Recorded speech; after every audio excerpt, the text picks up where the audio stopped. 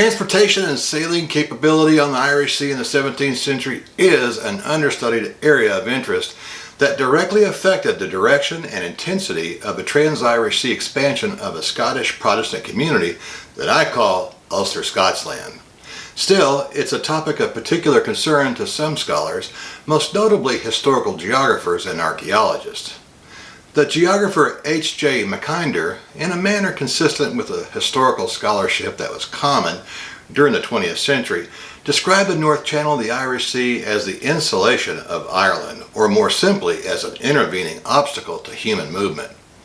It was archaeology then that gave us empirical evidence to demonstrate that the Irish Sea was not a divide or an intervening obstacle during pre-modern times.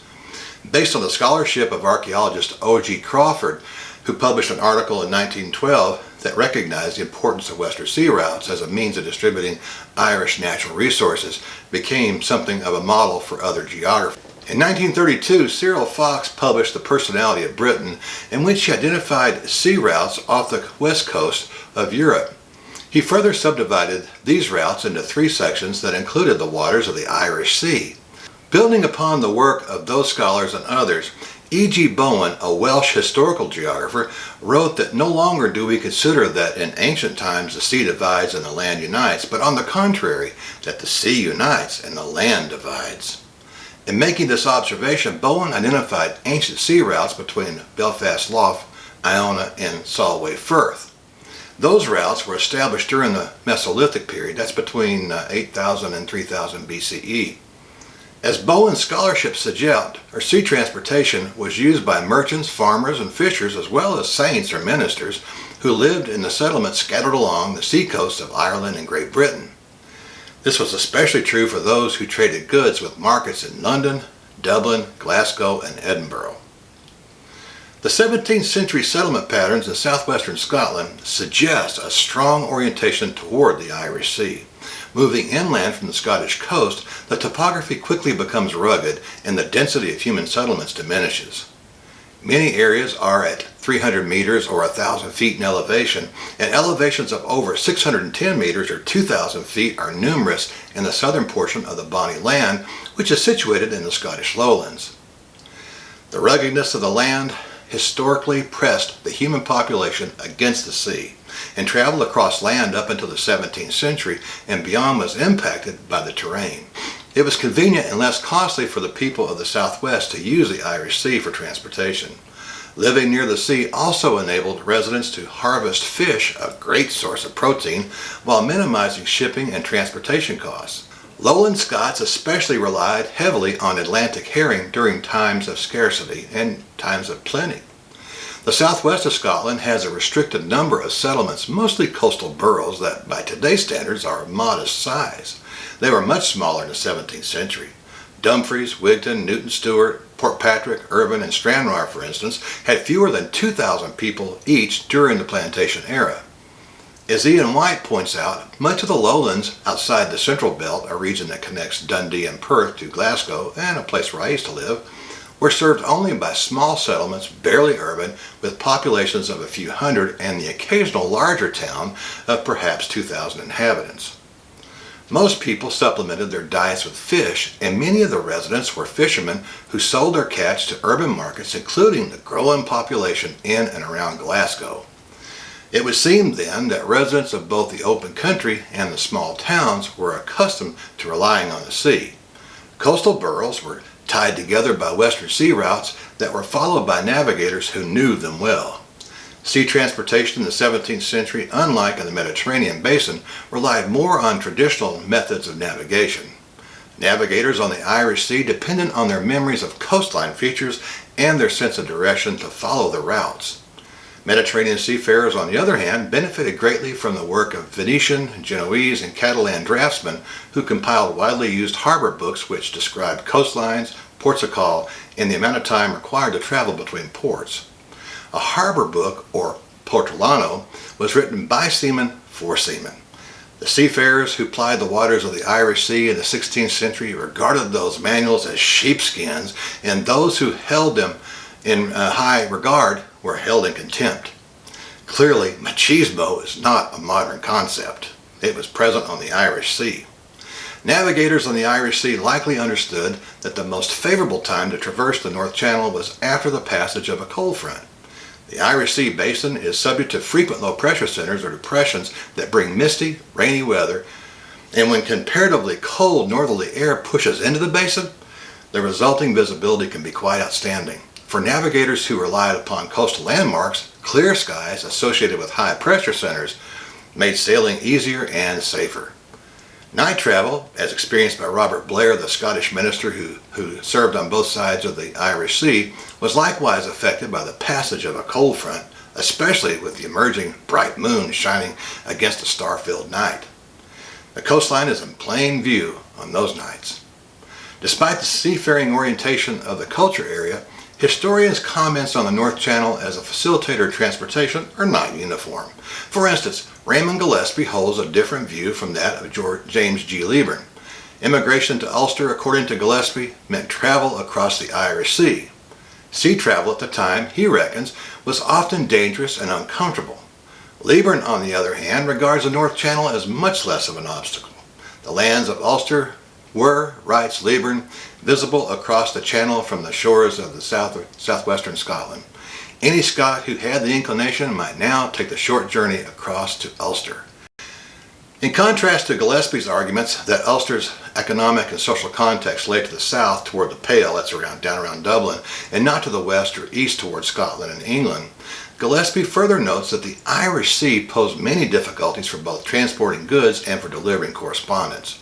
He writes that the North Channel was frequently rough and crossing in a small open boat was uncomfortable, as Sir William Brereton discovered when he crossed in 1636 and was violently seasick. To make matters worse, he had to swim ashore. Brereton, Gillespie goes on to write, also complained about the expensive cost of crossing the channel. He paid one quid or £1 sterling for his sickening journey. Gillespie also notes that Robert Blair became seasick when he crossed the channel. Because of the high frequency of rough seas, adds Gillespie, it was necessary for trips to be well planned yet flexible because crossing the channel could take up to 12 hours. 12 hours, of course, was well within the travel time of most migrants during the era, for as Rab Houston found in his study, people relocating to 17th century Scotland rarely ventured beyond one day's travel from their old homes. Gillespie's argument is based on comments made by men with little known experience in boats, except for, of course, Robert Blair. It's doubtful that the typical farming and fishing family living along the coast would have held the same view, as is evidenced by the extensive use of the Portpatrick to Donaghadee sea route. At a minimum distance of 21 miles, southwestern Scotland and Ulster are close, and for a seafaring folk, that distance made for a fairly easy voyage, and one that was not beyond the reach of most coastal fishermen and merchants. In practice, the travel time was usually much shorter than 12 hours. The 21 miles of sea channel that separate Portpatrick and Donaghadee, which was a common route as far back as the early days of the plantation, was manageable in less than half that time. The itinerant minister John Wesley made the crossing in rough seas, and it took his boat about 5 hours. And on a later trip, it took Wesley only 3 hours to make the journey. Drawing upon the Montgomery manuscripts, Barden writes that a journey across the channel between Donaghadee and Portpatrick was a 3-hour trip in fair weather. By 1607, it was not uncommon for Scots, when the weather was favorable, to go on horseback from Stranraer to Portpatrick with wares for sale, cross in a passenger boat, hire horses at Donaghadee, ride to Newtonards, sell their produce in the market, and reverse the journey and be home the same day. Sea traffic between the two places was so common that complaints made their way to the Scottish Privy Council in 1615 regarding shipments of stolen goods and lewd people upsetting the plantation. In response, and to control shipping and travel between Scotland and Ireland, the Privy Council awarded Hugh Montgomery a charter for a ferry service along the route in 1616. Robert Blair wrote that many people came over from Scotland and that cattle were brought over as well. The Earl of Abercorn, a Tyrone settler, brought over shipments of cattle from Scotland for the express purpose of providing manure for his estate. The cattle business in Ulster was robust, and shipping was good enough in Bangor and Donaghadee that by 1628 those ports handled a quarter of all Irish beef exports. Cattle from all parts of Ireland as early as the 1630s were shipped from those ports because of the aptness of transportation offered by them. The ease with which members of the Puritan Presbyterian community could cross the North Channel enabled them to make visits to see acquaintances and others to whom they felt special affection or allegiance, including ministers such as John Livingston. After he was deposed for nonconformity from his charge in Colinchie, he relocated to Stranraer on 5 July 1638. On one occasion, 500 members of his former congregation in Colinchie came over to take communion from his hands. Also, on one occasion, 28 Ulster children were brought over to Stranraer to be baptized by Livingston. Kirby Miller notes that on the eve of the famine, as many as 60,000 poor people from the remote reaches of northwestern Ireland, mainly Connaught, Tyrone, and Donegal, made annual trips to find work in England and Scotland. And by the end of the plantation era, Irish fishermen regularly made excursions to the Newfoundland fisheries. Merchants dealing in textiles and grains operated on both shores of the North Channel during the plantation. In addition to regular deliveries of mail, livestock, and coal, it was common for ministers and military personnel to traverse the Irish Sea. The notion that the Irish Sea was an intervening obstacle, as suggested by Gillespie and argued by Mackinder, let's call him Mackinder, seems not to consider the possibility of a shared cross-channel culture area. Clearly, these facts illustrate that channel crossing was within reach of many Ulster settlers, and it's difficult to concur with the notion that the North Channel was an intervening obstacle. On the contrary, it served as a transportation artery. My conclusion supports E.G. Bowen's delineation of Western seaways and their use in creating a coastal culture area along the shores of the Irish Sea.